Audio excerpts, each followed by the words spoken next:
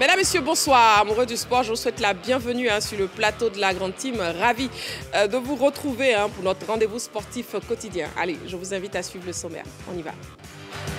La Grande Team vous propose ce soir les nouvelles fraîches d'ici et d'ailleurs. Et c'est dans LGT News, en compagnie de Marie-Christine Beaugré et son équipe.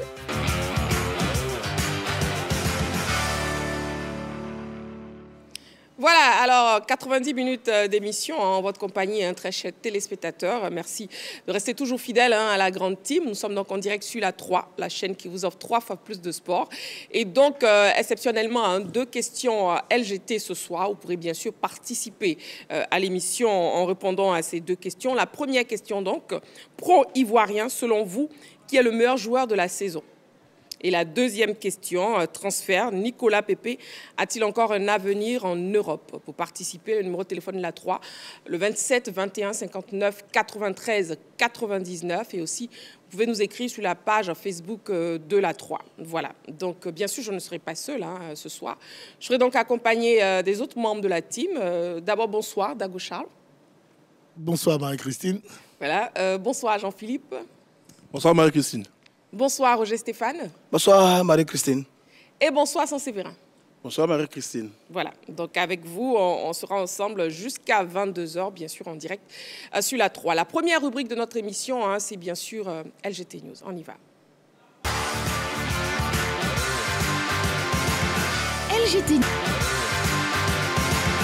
LGT News. Intéressons-nous au football maintenant. Foot féminin, préparation Cannes U17.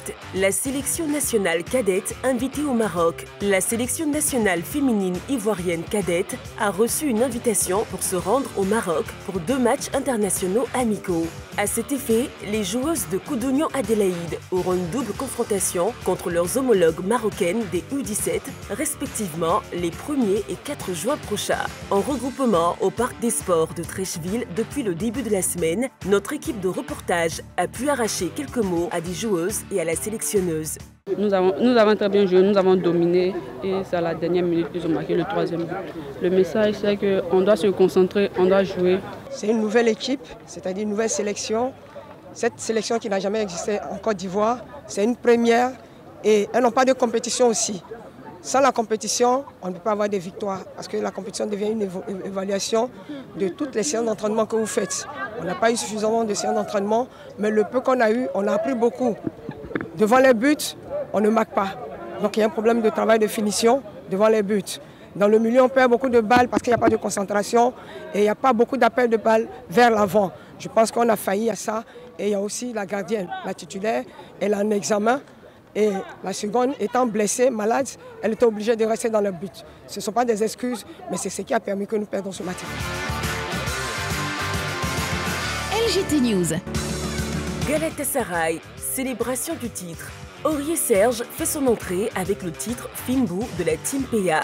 Il n'y avait pas meilleure façon pour Serge Aurier de célébrer son premier titre de champion de Turquie avec son club Galatasaray. Le champion d'Afrique 2023 a effectué son entrée avec la chanson en vogue de la Team LGT News. Cameroun. Après la mise à pied de Marc Brice, la FECAFOOT annonce une nouvelle liste. L'imbroglio continue toujours au sein du football camerounais. À la suite d'une altercation houleuse hier avec Marc Brice, nommé sélectionneur par le ministère des Sports, Samuel Eto'o-Fils, président de la FECAFOOT, l'a écarté et a procédé à la nomination de Martin Mpilé comme intérimaire. Dans la foulée, la Fédération camerounaise de football a annoncé la tenue d'une conférence de presse du nouveau patron. Voilà, la première question LGT, je vous la redonne donc. Pro-ivoirien, selon vous, qui est le meilleur joueur de la saison? Voilà, le débrief des news. On commence avec la boxe, la revanche entre Alexandre Usyk. Oui, c'est bien ça. Et Tyson Fury. Et Tyson Fury, oui, Roger Stéphane. Oui, vous allez y arriver. Alors, donc, le 21 décembre 2024, c'est une date à retenir. C'est le combat en revanche entre Alexander Usyk et Tyson Fury, les 2 boxeurs poids lourds. L'annonce a été faite hier par les autorités saoudiennes. Les deux boxeurs se sont affrontés le 18 mai dernier, victoire de Usyk au point. C'est une décision partagée. Il y avait 2 arbitres contre 1. 19, c'était qui? Lennox Lewis. Lennox Lewis, si ma mémoire est bonne. Je pense que c'est Lennox Lewis. Voilà, britannique lui aussi. Donc, ça nous a réconcilié avec les grands moments.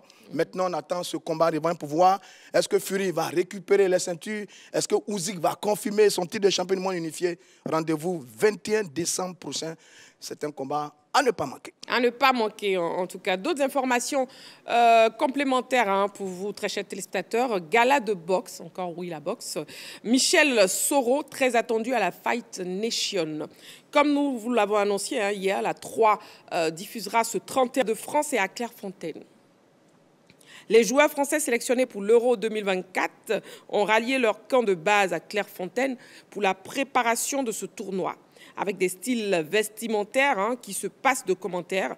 Les images sont donc de RMC Sport. Voilà, et on voit donc les images des joueurs français. Franchement, des styles vestimentaires. Oui. S'il te plaît, ici.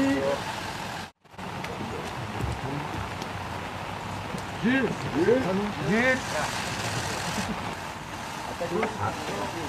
Ici, s'il te plaît. Ça va? C'est bien. Beau. C'est plus beau. Bonjour. Merci pour le temps. Ça va? Bah, pas mal, hein? Bien le van. Il est cool le van. Bonjour. Merci, vous avez mis un tel temps. Bonjour. S'il te plaît. Arrête. Bonjour. Kylian. Kylian. Ici, s'il te plaît. Bonjour. Kylian. Bonjour.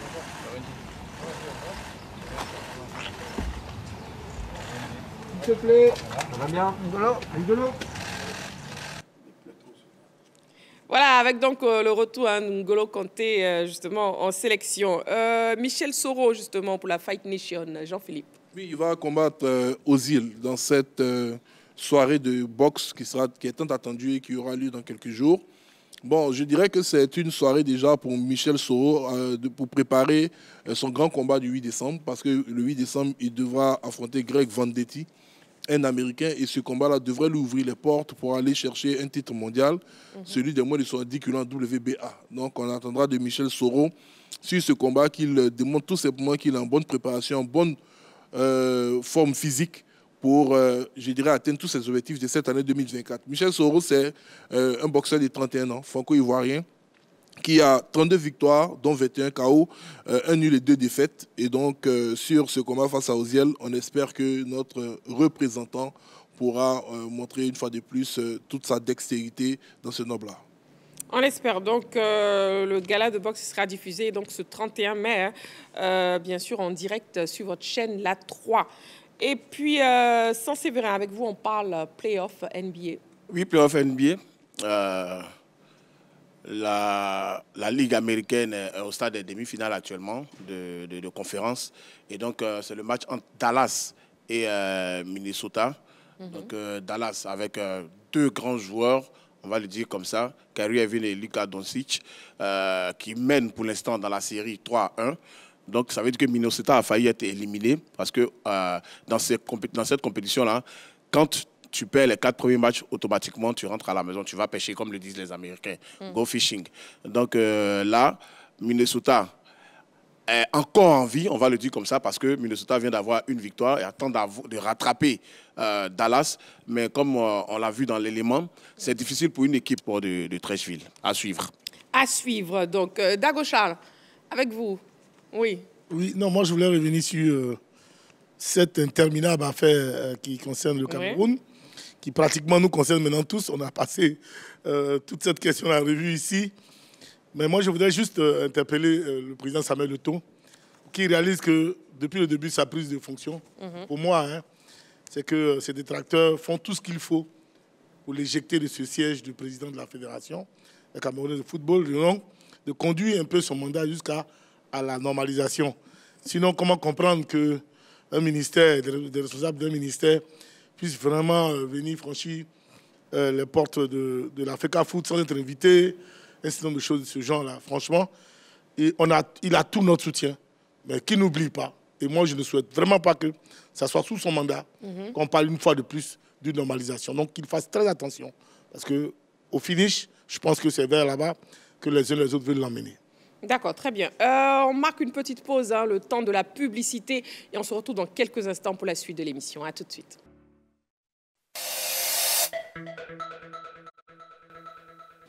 Voilà, nous sommes de retour sur le plateau de la Grande Team. Et bien sûr, nous passons au focus de ce soir.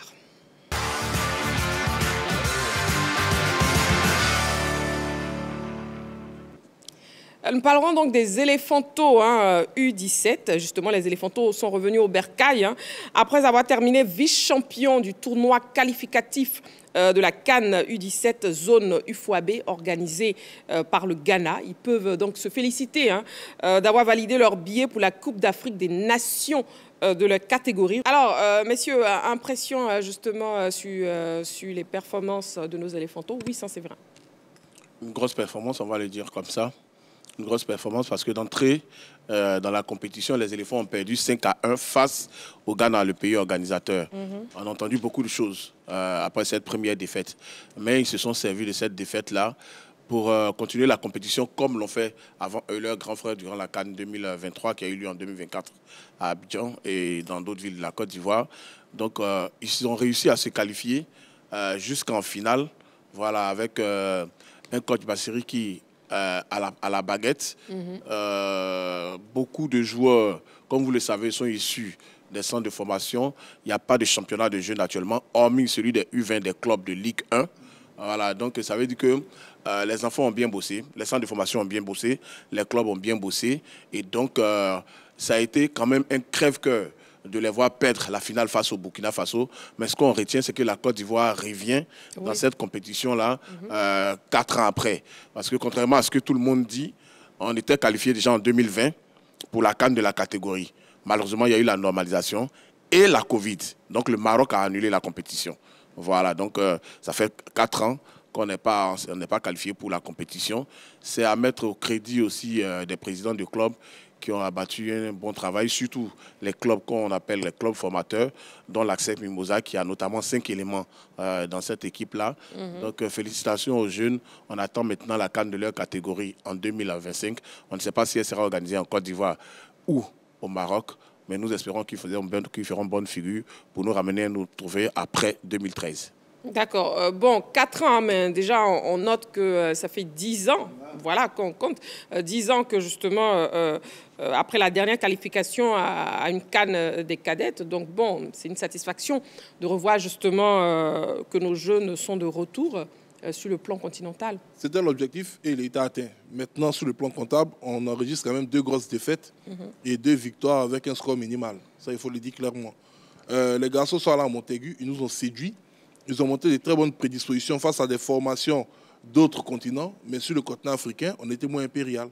Voilà. On a battu le Niger 1-0, on a fait sortir le Nigeria 1-0, mais on s'est quand même incliné face au Ghana 5-1 et on a perdu face au Burkina Faso 3-1. Ça veut dire que ce groupe-là a quand même quelques limites, quelques failles, parce que Bassiri, qu'il avait dit avant cette rencontre, il dit: je connais très bien cette équipe du Burkina, elle joue pareillement que l'équipe du Nigeria, voilà, donc je sais à quoi m'attendre. Il a tout cité dans sa conférence d'après-match face au Nigeria, et quand ces joueurs sont venus pour répéter les gammes sur le terrain, ça n'a pas pris. Les Burkinabés les ont battus.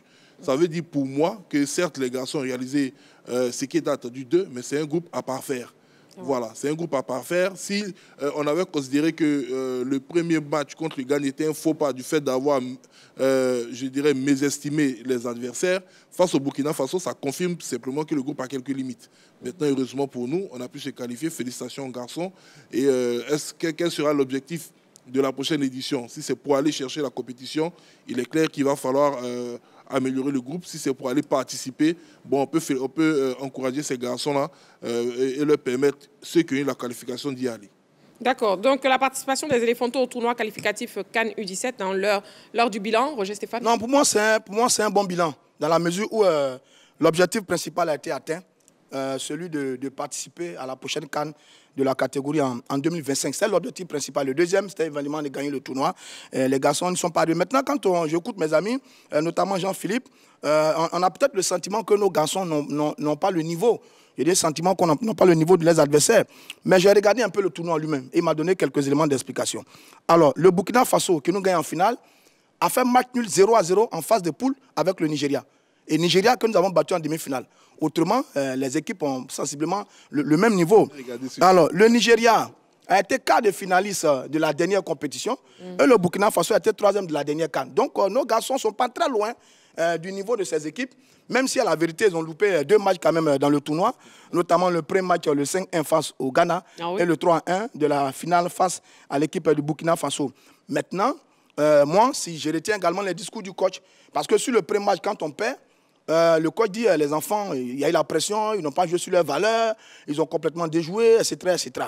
Et puis, sur le match qui a suivi, il a semblé être satisfait de ce que les enfants avaient retrouvé leurs fondamentaux, leur football, ils se sont fait plaisir, ils ont gagné le Bénin 1-0. Ensuite, ils ont enchaîné face au Nigeria, qui a terminé premier de sa poule B face au Burkina, ils ont enchaîné 1-0.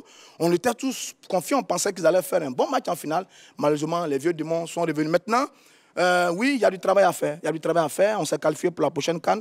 On n'a pas gagné le tournoi. On a terminé deuxième. C'est vrai que sans Séverin fait une belle précision parce qu'on avait tous oublié quand même l'affaire de 2020 avec la Covid. On avait vraiment oublié. Mais l'autre vérité, c'est qu'il y a 10 ans, oui, qu'on n'a pas participé à cette compétition, c'est juste. Mais il y a 4 ans, on était qualifié. Malheureusement, on n'a pas joué. Donc, bravo aux garçons. Il faut continuer de travailler. Il y a un travail un peu non bien perfectible par rapport à ce qui se passe. Mais il faut continuer le travail, le résultat est bon, c'est un résultat qui est bon à prendre. D'accord, bon, sur la fin, vous rejoignez un peu Jean-Philippe, oui, voilà, il y a du travail à faire. Oui, Dagocha. Non, moi je voudrais simplement corriger Stéphane, l'amabilité de retirer son comparatif, parce que ce n'est pas bien séant. Voilà, de dire que comme nous, comme le Burkina a fait nul avec le Nigeria, et que nous on a battu le Nigeria, qu'on serait sur le même niveau. On a le même niveau? Non, non, s'il te plaît. La preuve, on est vice-champion. C'est une compétition. C'est dans la gestion de la compétition qu'on juge les uns et les autres. Oui. Si cette compétition, on est tous d'accord que l'objectif était d'être qualifié pour cette phase finale. Dieu merci, nous y sommes arrivés. Il était l'un des premiers à craindre même les prestations des éléphants. Après l'humiliante victoire. Après l'humiliante défaite. Oui. Voilà, donc si aujourd'hui on a fait, les garçons ont fait vraiment le travail qu'il faut pour arriver ne serait-ce qu'en finale, après il ne faut pas non plus penser que voilà, on a le même niveau que les autres. Quand tu es battu 5-1, après en finale, quand tu prends 3-1, tu dois t'asseoir et puis reconnaître que tu as beaucoup plus de boulot à faire que les autres. Ouais. C'est ça aussi l'humilité.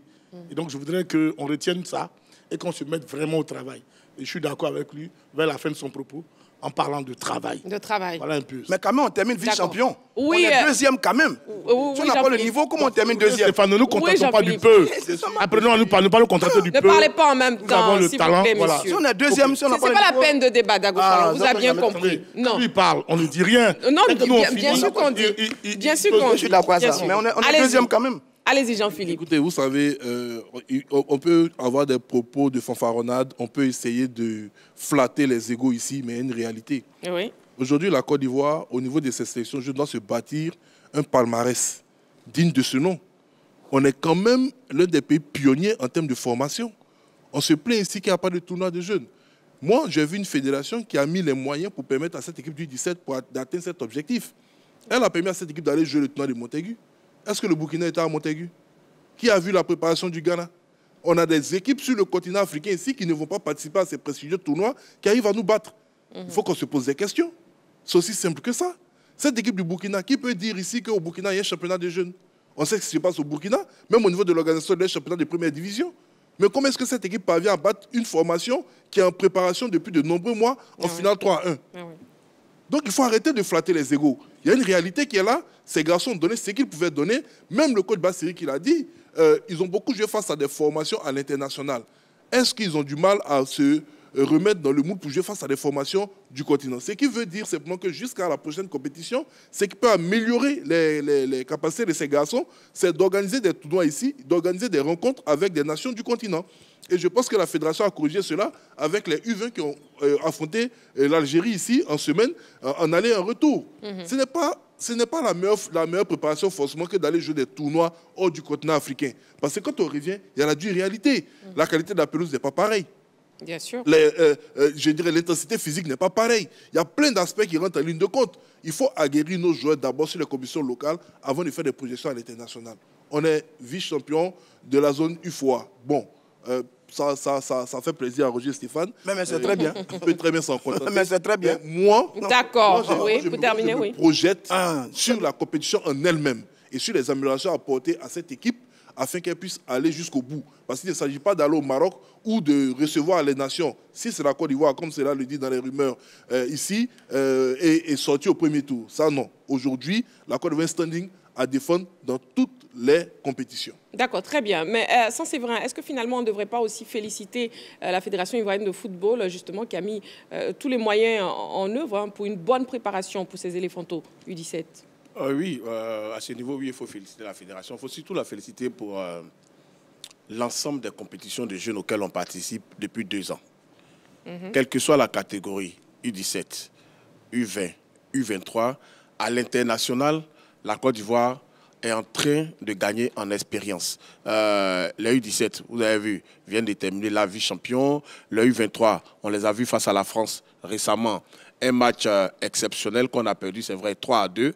Et les U20 également au Maroc pour des tournois. Donc à l'international, la fédération fait un travail exceptionnel. Mais le plus gros du boulot à faire, c'est ici, au niveau local. Parce que je me rappelle que quand Batelli est arrivé, les maîtres mots de la fédération, c'était qu'il fasse en sorte qu'il y ait des championnats de jeunes et que la Côte d'Ivoire puisse ne pas fonctionner par à-coup. Oui, parce que tu gagnes une compétition en 2013. 11 ans après, tu n'existes plus sur l'échiquier continental. Ça veut dire qu'il n'y a rien de bon qui est fait. Et la fédération a promis qu'à partir de la saison prochaine, avec les pelouses héritées de la CAN, toutes les catégories de jeunes vont avoir un championnat. C'est ce que nous attendons. Si la fédération même dit qu'il lui faut ces championnats-là afin que les jeunes deviennent meilleurs, mais qui sommes-nous pour dire le contraire?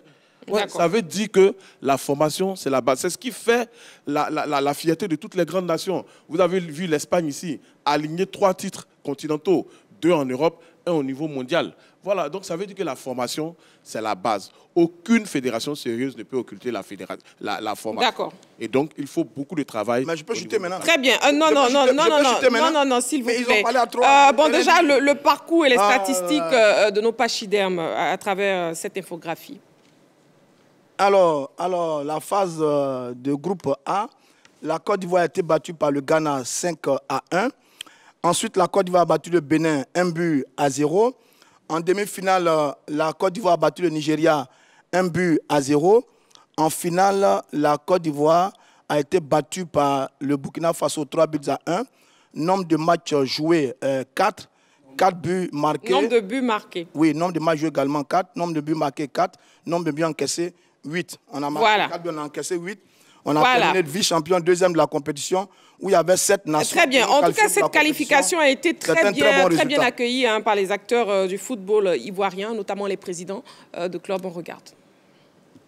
Bravo, grand merci au coach Vassiliki, vraiment qui est rentré un peu partout pour sortir cette catégorie. Tout le monde n'y croyait pas, mais vraiment, il a fait un boulot impeccable. Et si on doit revenir ici, la première journée, on a pris une raclée contre le Ghana, mais vraiment, ils sont qualifiés, c'est le plus important. Mais maintenant, on parle de développement du football, il faut définir une bonne politique de formation et de compétition. Notre équipe nationale de U17 vient de se qualifier pour la prochaine CAN de cette catégorie. Je suis très ému, très heureux et le travail doit continuer dans ce sens-là. Il faut que nous nous penchions plus sur le développement du football de jeunes en Côte d'Ivoire. Ce n'est pas normal que ces compétitions-là se passent et que nous n'y soyons pas. Ce n'est pas normal. Ça fait pratiquement 10 ans que nous sommes absents de cette grande compétition des jeunes et ce n'est pas normal. Donc je suis heureux et je pense que cela va nous permettre vraiment de revoir notre politique de formation, de revoir notre politique de détection, de revoir notre politique de sélection afin que les échéances futures, nous soyons présents.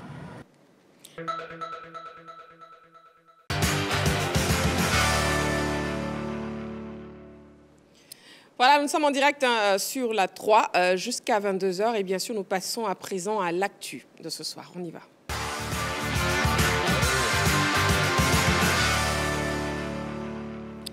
Nous démarrons l'actu avec le premier sujet, justement avec la première question aussi LGT, un pro ivoirien, selon vous, qui est le meilleur de la saison. Pour participer à l'émission, le 27 21 59 93 99, bien sûr, c'est le numéro de téléphone de la 3. Et le téléphone est désormais ouvert, donc vous pouvez nous appeler dès à présent.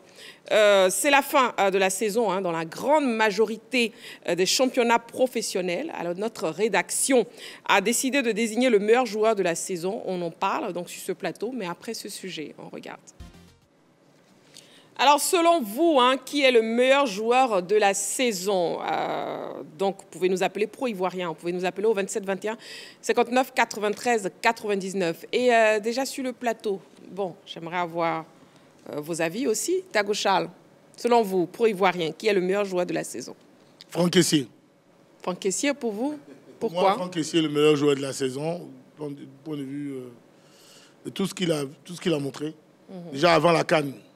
Il fait un super transfert, il titule à part entière dans son club. Il est buteur, plus de 10 buts, jusqu'à aujourd'hui, plus de 6 passes décisives. Capitaine dans son club, il arrive en équipe nationale.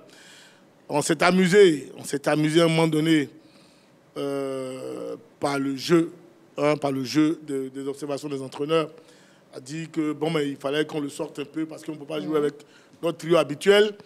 Et puis, lorsqu'il est rentré, il a montré encore combien il est le patron de ce milieu de terrain-là jusqu'à la finale. Après cette CAN, il retourne encore dans son club, est toujours capitaine, il finit champion avec Al-Ahly. Moi, je pense que pour moi, c'est le meilleur joueur de la saison cette année. D'accord. Pour Dago Charles, c'est donc Franck Kessié. Saint-Séverin, et vous? Oui, vous savez, quand j'étais jeune, j'étais footballeur, j'étais défenseur. Donc pour moi, ça ne passe pas inaperçu les prouesses des défenseurs. Pour moi, le meilleur joueur de la saison, il a été formé à Osa, qui vient de monter en Ligue 1 ivoirienne. C'était un centre de formation que tout le monde a vu commencer ici. Il est champion du Portugal. Il joue au Sporting Portugal. Il a été impressionnant durant toute la saison. C'est Ousmane Diomandé. Ousmane Diomandé, défenseur central qui a participé activement au nouveau trophée des champions du Sporting Portugal, le club des débuts de Cristiano Ronaldo, si je ne me trompe pas. Et donc, il a inscrit son nom dans ce club prestigieux-là. Et surtout, il a eu beaucoup d'impact. La seule fois où il a manqué un match, c'est la période durant laquelle il était à la CAN. En dehors de ça, il n'a jamais manqué un match du Sporting cette saison. En plus, il a été décisif 5 fois au moins. Donc, pour moi, c'est le meilleur joueur de la saison.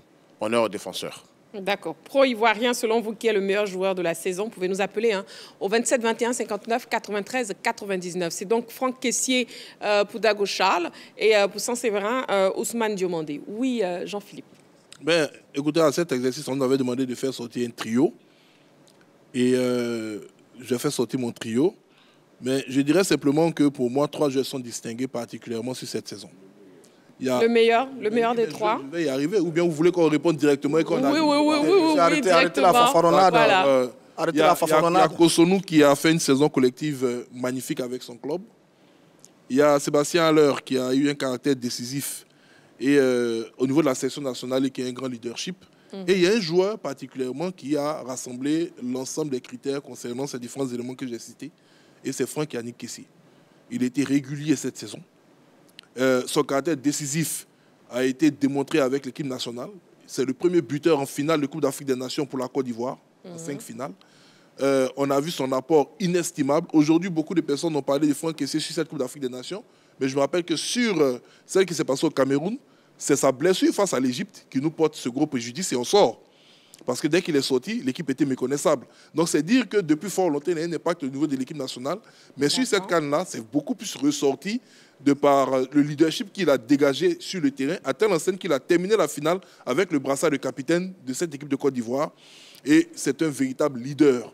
On l'a senti avec ses amis. Quand on encaisse les buts, c'est celui-là même qui est parti haranguer ses amis. Il leur a demandé d'avoir confiance et qui a montré tout simplement, je dirais, le chemin à suivre. Donc pour moi, le meilleur joueur ivoirien de la saison, c'est bien évidemment Franck Yannick Kessié. D'accord, ok. On a un appelant. On a M. Diomandé Mamadou qui nous appelle de Sipilou. Bonsoir, M. Diomandé Mamadou. Marie-Christine Bégré, la belle. Bonsoir. Bonsoir, M. Diomandé. Bienvenue sur le plateau de la Grande Team. D'abord, j'ai la lettre. Et ça c'est vrai. Africa, tu vois encore. Et puis, il y a tous les paroles autour de vous là encore. On vous écoute, M. Diomandé. Bon, moi, j'ai dit chapeau à Odilon Kosonou. Hein. D'accord. Avec le bail de cuisine. Vraiment, pour leur brillante champion d'Allemagne. Oui. Et vraiment, Odilon, il m'a convaincu. Et même quand à Leverkusen, il ne joue pas, les supporters le réclament. C'est n'a pas qu'il s'est battu corps âme pour vraiment donner de l'énergie à Leverkusen pour ce brillant trophée champion de tous les champions là. Donc, après la CAN, la Côte d'Ivoire, la belle CAN, jamais organisée en Afrique, les éléphants ont été merveilleux sur tous les plans. Et dans tous les pays. Donc, moi, il a dit merci et j'ai dit chapeau à tous. Et avec la 3, tous les champions, on est ensemble. Bonne nuit, Marie-Christine Bégré. Merci beaucoup, M. Diomandé Mamadou. Merci beaucoup pour votre participation à l'émission. Bon, M. Diomandé Mamadou qui nous dit donc Odilon Kosonou, selon vous, qui est le meilleur joueur de la saison? Après Franck Kessié pour Dago Charles et aussi Jean-Philippe et puis Séverin qui nous dit Ousmane Diomandé, qui est le meilleur joueur de Roger Stéphane? Non, je ne vais pas donner mon trio pour ne pas faire de la distraction comme Jean-Philippe. Mais je vais rejoindre Séverin parce que moi, je suis un fervent défenseur des défenseurs. Moi, j'aime ces garçons. Et j'ai voté pour Sengo Wilfried, le latéral droit de l'AS Monaco. Il a fait une saison durant laquelle il a été constant. 26 matchs, une passe, un but. Il est vice-champion de France. Il est qualifié pour la Ligue des Champions. 8e de finaliste de la Coupe de France. Il a été nominé parmi les meilleurs joueurs africains du championnat de France. En sélection, évidemment, il est champion d'Afrique. Et comme qualité, c'est un latéral puissant, intelligent, qui est un bon joueur aérien, qui a une qualité de centre et qui est devenu patron, je crois bien, du couloir droit des éléphants de Côte d'Ivoire. J'ai pensé à lui parce que ce n'est pas un poste que les gens regardent beaucoup dans les récompenses, le poste de latéral droit. C'est le poste le plus ingrat dans l'histoire du football, où il y a toujours eu de très bons joueurs, mais qui ont été très peu plébiscités. Donc j'ai longtemps hésité entre lui et deux autres joueurs, notamment Adengra et Kessié, mais j'ai préféré voter Wilfried Sengo pour l'ensemble de sa saison qu'il a réalisée avec l'AS Monaco. Pour moi, il a été très très bon cette saison. Il a livré des bons matchs. Il s'est vraiment imposé dans cette équipe de Monaco. Il a fait une belle saison. Wilfried Sengo. D'accord. Pour Roger Stéphane, c'est donc Wilfried Sengo, pro-ivoirien, le meilleur joueur de la saison. Notre rédaction donc, a décidé de désigner le meilleur joueur de la saison. Et après le dépouillement des différents votes, le meilleur footballeur ivoirien de la saison est, messieurs, Odilon Kosonou. Voilà. Odilon Kosonou, c'est Odilon Kosonou qui sort après le dépouillement comme meilleur joueur ivoirien de l'année de notre rédaction. Je vais dire que c'est mérité, même si je vais mettre un petit bémol à la fin. Odilon Kosonou, oui, il a fait une belle saison. Sauf que... Mais vous pensez qu'est-ce qui a plaidé en sa faveur? C'est simple, ce sont les 2 titres qu'il remporte. Enfin, 3, 2 en club et 1 avec sa sélection. Ce sont les 3 titres qu'il remporte qui font la différence. À la CAN, il a joué 4 matchs. À la CAN? Oui, à la CAN. 4 matchs? Oui, il a joué 4 matchs. Il a commencé la CAN à partir du match face au Sénégal. Ça fait 4 matchs. Il est sorti, il a été suspendu. Et puis il n'a pas joué 4 matchs. Donc ça fait 3 matchs. Il a joué 3 ou 2 matchs. Voilà.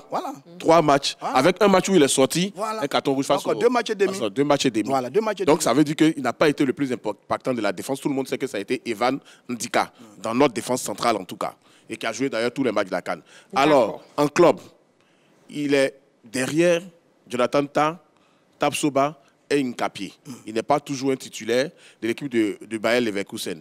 Il est dans l'effectif, c'est vrai, on compte sur lui et il remporte les 2 trophées. Donc pour moi, ce sont les trophées qui ont plaidé en sa faveur. Voilà. D'accord. Bon, messieurs, comme nous sommes transparents, découvrons justement les votes des membres de la rédaction sportive de la 3. On regarde. Alors, Marie-Christine... Mais pourquoi vous riez? Elle doit voter aussi, mais elle ne vote pas. Non, mais c'est pourquoi on met les noms de tout le monde. Marie-Christine Begré a voté Sébastien Haller, oui. Adengra et Undika. Oui. Henri-Joël Bois a voté Wilfried Sengo, oui. Agbadou et Bamba, et Mohamed Bamba. Alain Yoncian a voté Sébastien Haller, Adengra et Undika. Jean-Baptiste a voté Adengra, Sengo et Kessie, un peu comme moi. Mais Alain, il a voté pareil que moi. Voilà. Alors, Jean-Philippe Oria a voté Kessier, Haller et Kosonou. Kone Yaya a voté Haller, Kosonou et Bamba. Roger Stéphane a voté Sengo, Adengra et Kessier, un peu comme Jean-Baptiste. Dago Charles a voté Kosonou, Sengo, mais il a parlé de Kessier. C'est un peu paradoxal. Mais c'est ce que je ne comprends pas. Voilà, ils ont inversé alors. Clément Yeton a voté Kosonou, Lat et Konaté Karim.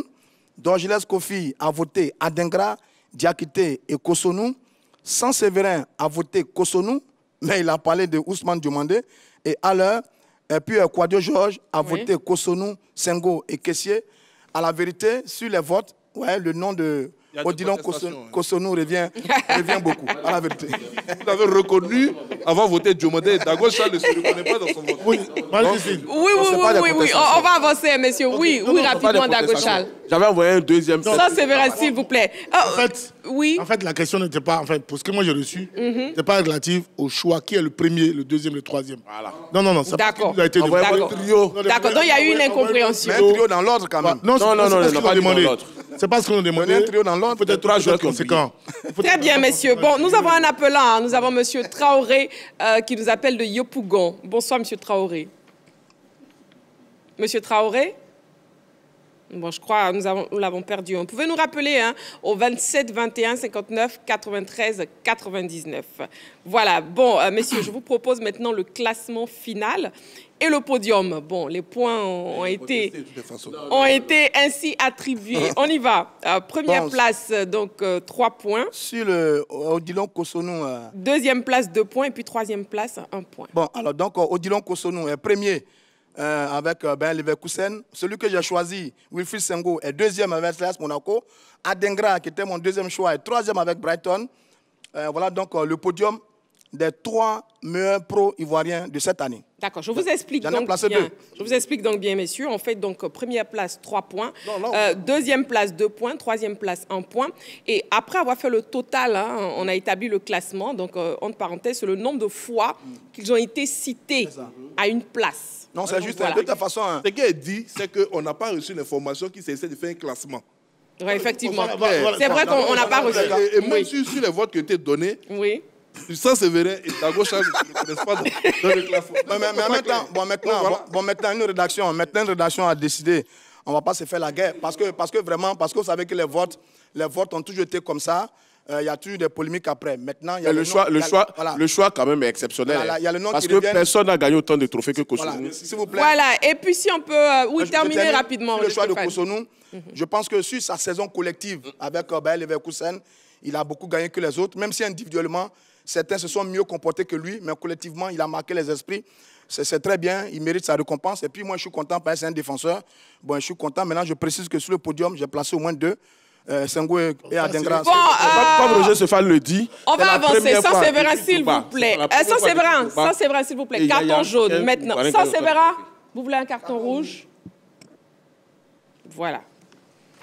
Donc, des journalistes sportifs ivoiriens ont bien voulu nous dévoiler leur meilleur joueur de la saison. On regarde.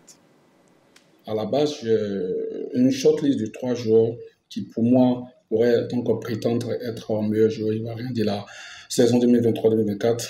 En premier lieu, je parlerai de Odilon Kosonou. En second, Franck Kessier. Ensuite, Simon Degra. Bon, là, je le dis en même temps dans l'ordre, parce que pour moi, le meilleur de la saison, c'est Odilon Kosonou parmi les 3. Pour moi, c'est Franck Yannick Kessier qui est le meilleur joueur ivoirien de la saison 2023-2024.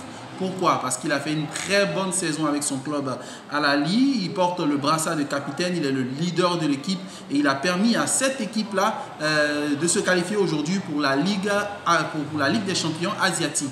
Mais Franck Yannick Kessié ne s'est pas arrêté là. Vous vous rappelez qu'en début d'année, c'est grâce à lui que la Côte d'Ivoire a pu remporter la CAN 2023. Pour moi, je dirais Konaté Karim, pas avec voilà, mes pronostics, parce que pour moi, c'est le joueur qui a été beaucoup plus régulier. C'est vrai, des garçons comme Kosonou, Odilon, Sengo, Wilfried, Agbadou et Evan Sindig ont été véritablement énormes aussi avec les différents clubs. Mais cette saison, pour ma part, je crois bien que Konaté Karim a véritablement crevé l'écran. Il termine meilleur buteur du côté de l'Autriche avec 19 buts. J'ai une short liste de 3 joueurs, notamment Konaté Karim qui a été soulier d'or au niveau de la Bundesliga en Autriche.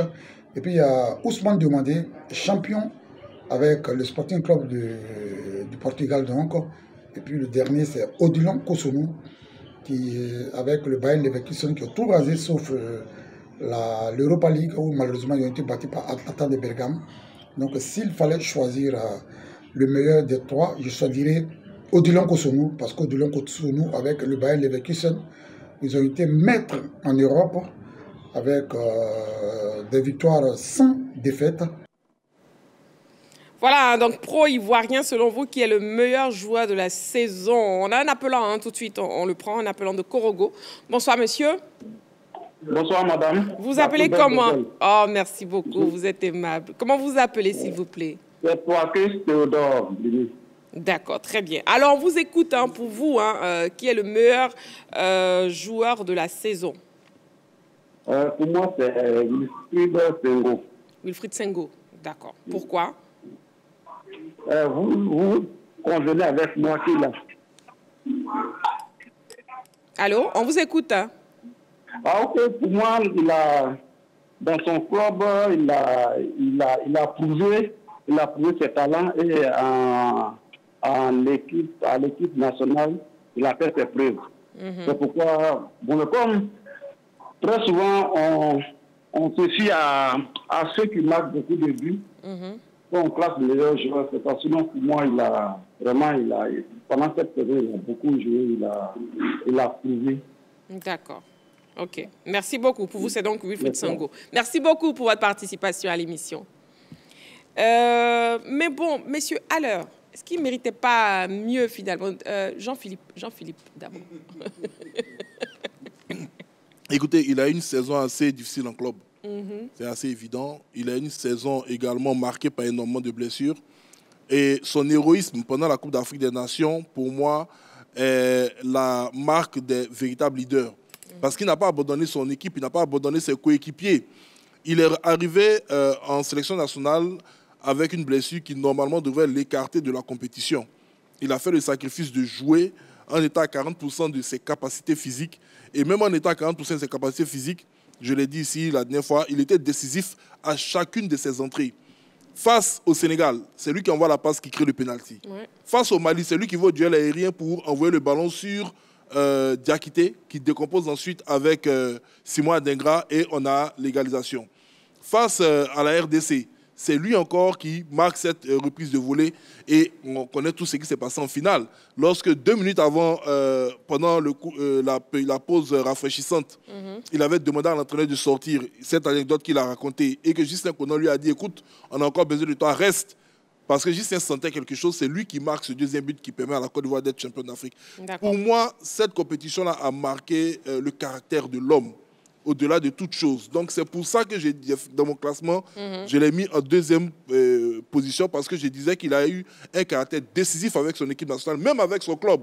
Parce que là, on parle de Dortmund, de la réussite de Dortmund en finale. Mais n'oublions pas que Dortmund, en quart de finale, était parti jouer en Espagne, était mené 2-0 face à l'Atlético de Madrid, quand pour une fois, Terzic a demandé à l'heure de rentrer et il a réduit le score. Ça a permis à son équipe de se qualifier sur le match retour. Donc, à l'heure, c'est un véritable leader. Et on sent son impact en équipe nationale, même dans tous les débats qu'on fait aujourd'hui ici, sur les attaquants qui étaient appelés par le sélectionneur Faye Mers, on se dit toujours que c'est pour suppléer à l'heure, pour voir s'ils peuvent faire mieux que lui. Donc, pour moi, d'accord, très bien. Il méritait une meilleure place. D'accord, on a un appelant. Monsieur Dabo Arthur qui nous appelle de Cocody. Bonsoir, monsieur. Bonsoir, madame. Bienvenue sur le plateau de la Grande Team. Et puis, on vous écoute, un pro ivoirien, selon vous, qui est le meilleur joueur de la saison? Bon, pour moi, c'est Sébastien Haller. D'accord. Bravo. C'est lui. Oui. Au moins, il a fait une bonne saison parce qu'il était malade et puis il est venu en Côte d'Ivoire et puis il a nous aidé à remporter la CAN. Donc, moi, je pense que c'est lui qui est le meilleur. Que c'est Haller. D'accord. Merci beaucoup, M. Doboatieu. Merci beaucoup. Ok, merci à toi aussi. Mais pourquoi personne n'a primé un joueur local, finalement? Parce que la question est considérée professionnelle. Et nous estimons que les locaux, malgré le nom de la ligue professionnelle, ne sont pas professionnels. Jean-Philippe a tort parce qu'on est un ligue professionnel. Voilà, Jean-Philippe a tort. Non, mais sinon, si on veut venir, si on veut venir au niveau, si on veut arriver au niveau professionnel, si on veut arriver au niveau local, moi, le meilleur joueur du championnat en ce moment précis, c'est Awa Jean-Charles du Stella Club d'Abidjan. Buteur, passeur, quand vous prenez ces statistiques, elles sont exceptionnelles. D'accord, mais vous ne l'avez pas primé. Vous voulez l'explication? Non, ça va, messieurs. On va avancer. Donc, voici déjà l'équipe type de la saison après la synthèse des propositions des membres de la rédaction. L'équipe type. Alors, l'équipe type, on a Fofana Yaya dans les buts, c'est indiscutable. Ondika et Kosonou dans l'axe de la défense. Operi et Sengo sur les deux côtés. Operi latéral gauche, Sengo latéral droit. Franck Kessier, Serija Michael et Amani Lazare au milieu de terrain. Diakite Oumar dans le couloir droit. Adenga sur l'aile droite. Et puis Emmanuel Laté en avant-centre comme buteur de cette équipe type des pros cette saison. Oui, et Lat qui fait une véritable révélation. Oui, Lat, c'est un peu la belle surprise. On l'a tous un peu vu sur la fin de la saison avec son équipe du côté de Bournemouth, c'est ça? Mildes Pro, voilà, du côté de la Championship. C'est 36 matchs, 18 buts, 5 passes décisives, c'est beaucoup. Hein. Pour un garçon qui joue en Championship, deuxième division anglaise, et qui marque 18 buts, c'est de la qualité. Ce garçon, il n'a rien envié un bon avant-centre de la Première Ligue du championnat de France. Il n'a rien envié un garçon qui joue dans un autre championnat comme celui de la Belgique ou de la Suisse. Donc, c'est une grosse performance. Maintenant, ce garçon, on a tous envie de le voir avec les éléphants de Côte d'Ivoire. Heureusement que Faye Mess l'a sélectionné. On va voir ce qu'il va donner à la place de Sébastien Haller. Mais il a de la qualité. Il est puissant, il est technique, il a le sens du but, il a un très bon placement, il est fin. Bon, bravo à lui. Oui, j'ai vu ses extraits, évidemment. C'est un garçon, vous le voyez, vous voyez ses extraits. Il est vraiment très bon. Maintenant, il va avoir la difficulté d'être dans les bottes d'un certain Sébastien Haller. Ouais, mais... vu que ceux qui étaient derrière ont été en difficulté, Konaté, Crasso et Kwame, maintenant, lui, qu'est-ce qu'il va nous donner? Mais je pense que s'il est concentré, s'il est bien intégré, il va nous donner satisfaction. On a un appelant, monsieur Rabé Paul, qui nous appelle de San Pedro. Bonsoir, monsieur. Bonsoir, madame. Bienvenue sur le plateau de la Grande Team. Et puis, on vous écoute. Pro-ivoirien, selon vous, qui est le meilleur joueur de la saison? Pro-ivoirien, pour moi, je dirais que c'est Franck Yannick Kessier. Franck Kessier, d'accord. Oui, parce que pendant la Coupe d'Afrique, c'est un garçon qu'on connaissait, mais qui a commencé timidement. Il a commencé timidement.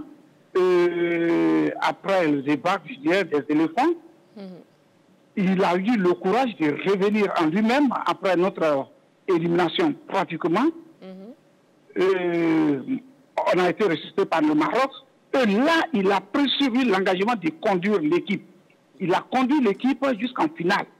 Et même, on a remporté le trophée. Et encore, dans son club où il est capitaine, il fait que là-bas. Donc, à part ce garçon-là, moi, je ne vois pas un autre comme meilleur joueur ivoirien. Donc, moi, j'ai choisi Franck Yannick Kessier. D'accord. OK. C'est bien noté. Merci beaucoup, monsieur Rabé Paul. Merci à Pompidou aussi. Merci. D'accord. Oui, Pompidou, vous voulez ajouter quelque chose, justement? Non, c'est juste faire un coucou à mon frère Rabé. Ah, d'accord, que vous le connaissez très bien. D'accord. Donc, pro-ivoirien, selon vous, qui est le meilleur joueur de la saison? Écoutons, s'il vous plaît, le public sportif ivoirien. Adengra.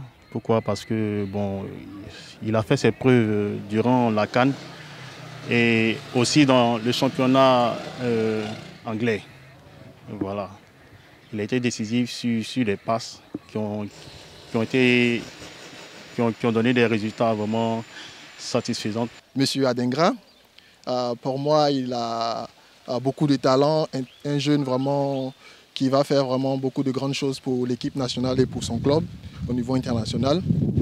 Et si je dois donner un peu de faveur pour d'autres personnes qui me plaisent bien, je pourrais dire Cossonu à la défense et Haller en attaque. Selon moi, c'est Cossonu parce qu'il a fait une belle performance avec les éléphants. Il est champion dans son club. Il a joué une finale européenne. Et puis c'est un joueur qui sait ce qu'il veut, il est motivé. Pour cette année, je pense que ça sera le défenseur Evan Dika, pour ma part, parce qu'il a été constant tout le long de la saison. Que ce soit en sélection comme au club, il a été quand même très bon. Il a été décisif durant les matchs de son club et au niveau national également. Je dis Simon Adengra parce que c'est Simon Adengra qui a, au niveau de la CAN, il a su relever l'équipe nationale, voilà, pour que nous soyons qualifiés et jusqu'à même à rapporter la coupe. Voilà, en tout cas, il a été bon, il a prouvé. Voilà. Dès son entrée dans le jeu, on voit que le jeu a totalement changé. Voilà. Donc, selon moi, c'est lui. Et au niveau de son club aussi.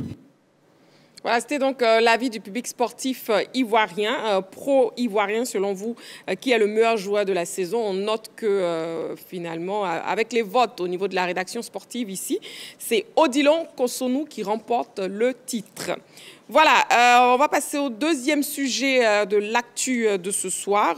La deuxième question LGT, donc Nicolas Pepe, transfert, hein, Nicolas Pepe, a-t-il encore un avenir en Europe? Le téléphone est ouvert hein, à nouveau, donc le 27 21 59 93 99 pour participer à l'émission. L'international ivoirien Nicolas Pepe n'aura passé qu'une saison à Trabzonspor en Turquie, où il est arrivé libre le 8 septembre 2023. En provenance d'Arsenal, le futur du gaucher ivoirien pourrait-il encore s'écrire sur le vieux continent? Bon, on en parle sur ce plateau, messieurs Avopanonso. Nicolas Pepe a-t-il encore un avenir en Europe?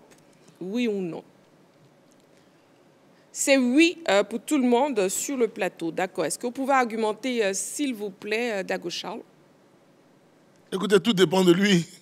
Nous, on peut dire ici qu'il a un avenir encore sur le vieux continent, mais tout dépend de lui et de son agent.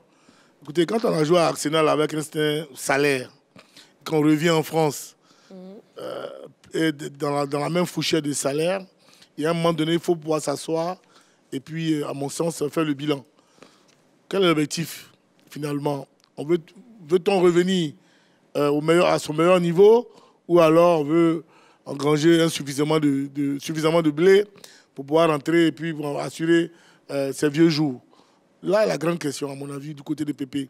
Sinon, si Pépé a envie encore de jouer au football, je pense qu'il a encore toutes les qualités pour revenir en Belgique, en France, en Suisse. Il y a tous ces clubs-là qui jouent la Ligue des Champions. Hein. Voilà, il a tout le talent qu'il lui faut pour revenir. Après, tout est une question de volonté et de décision qu'il faudra qu'il prenne avec son agent pour savoir comment est-ce qu'il s'oriente. Parce que je me souviens que moi, j'avais été pris à partie une fois, à l'époque, lorsqu'il signait à Arsenal, j'avais trouvé que le saut était trop haut pour lui. Lorsqu'il quittait la France, tout de suite pour aller à Arsenal. Il fallait savoir gravir les échelons avant d'arriver à Arsenal à un moment donné. Lorsqu'il quittait Lille pour aller directement à Arsenal, moi, je trouvais que le saut était un peu trop haut pour lui. Oui, j'avais trouvé cela. Parce que c'est quoi Lille à cette période-là par rapport à un club comme Arsenal, par rapport aux ambitions, par rapport aux pressions et autres. Et donc, on avait trouvé que non, mais c'était pas... On a vu, à Arsenal, ça n'a pas marché. Et beaucoup de joueurs font ce type de saut-là. Et ils oublient les objectifs d'abord sportifs progressivement pour pouvoir gagner beaucoup d'argent. Donc aujourd'hui, s'il a envie de jouer au foot, de revenir en Europe, il peut. Mais il va falloir qu'il fasse un certain sacrifice. Non seulement, peut-être qu'il baisse son salaire, ça aussi c'est important. Parce que le salaire qu'il gagne à Trabzonspor, je ne crois pas qu'en France, il y a aujourd'hui, je dis bien aujourd'hui, beaucoup de clubs qui veulent lui donner. D'accord. Nous avons un appelant de Boisflé. Bonsoir, monsieur. Bonsoir, madame. Monsieur Dibi, bienvenue sur le plateau de la Grande Team. Et puis, on vous écoute. Donc, Nicolas Pepe a-t-il encore un avenir en Europe? Nicolas Pepe, bon, en Europe, je ne sais pas quel club il va avoir. Parce que compte tenu de ses performances, sinon son rendement cette année-là, vraiment, il sera difficile pour lui d'avoir un bon club. Peut-être qu'il va aller dans une division inférieure dans un autre championnat. D'accord. D'accord. OK, c'est votre avis donc. Merci beaucoup, Monsieur Dibi. Merci beaucoup. Oui, Jean-Philippe, Nicolas Pépé. Comme Dago Charles l'a dit, l'Europe, c'est un continent qui est quand même assez vaste en termes de football. Si on nous demandait, par exemple, si on le voyait rebondir dans l'un des 5 meilleurs championnats d'Europe, peut-être que la réponse allait être un peu plus difficile à trouver. Maintenant, concernant Nicolas Pépé, moi je pense que sa décision peut-être est plus liée à sa volonté de ne pas perdre son style de vie à l'européenne. Voilà, parce qu'il est sollicité quand même par des clubs du côté de l'Arabie Saoudite. Mais pour lui, il n'est pas question à son âge de partir en Arabie Saoudite. Ça veut dire peut-être qu'il a des idées préconçues sur ce championnat ou qu'il se dit que le niveau va faire de telle sorte que d'ici 2026, il ne sera pas suffisamment compétitif pour être encore en équipe nationale et puis pourquoi pas espérer aller jouer la Coupe du Monde du côté des Amériques. Parce qu'il faut le dire, le poste qu'il joue quand même, il a perdu sa place de titulaire. Nicolas Pépé, c'était celui-là même qui devait être titulaire devant des jeunes comme Adingra, des jeunes comme Diakité en équipe nationale. Après du moment, ces jeunes garçons-là, eux, sont en train de s'imposer en Europe, ils sont en train de grandir et qui sont devenus des titulaires et que lui, il est devenu le remplaçant. Il sait pertinemment que derrière, il y a des jeunes zélés voyants qui sont en train de pousser et que l'entraîneur n'hésitera pas, s'il est dans un championnat dont il estime que le niveau n'est pas suffisamment élevé, de ne pas l'appeler en équipe nationale. Et même sur sa dernière sélection, certains journalistes présents en conférence de presse avaient interrogé Faye Mers parce qu'ils ne trouvaient pas judicieux qu'on fasse appel à lui, contrairement à un garçon comme Amad Diallo, voilà, qui était bien revenu avec son club de Manchester United. Sauf que Nicolas Pépé, il a une très bonne carte à jouer. Sur sa fin de saison du côté de Trabzons, il a réalisé de très belles performances. Il s'est montré décisif, il a marqué énormément de buts et il s'est remis de fort belle manière sur le marché. On sait que ces dernières saisons du côté du vieux continent, bon, la Turquie, c'est le pays à cheval entre l'Europe et l'Asie, mais du côté des pays de l'Europe de l'Ouest, on est moins enclin à effectuer de gros transferts ou à donner de gros salaires à certains joueurs. On est un peu à l'économie.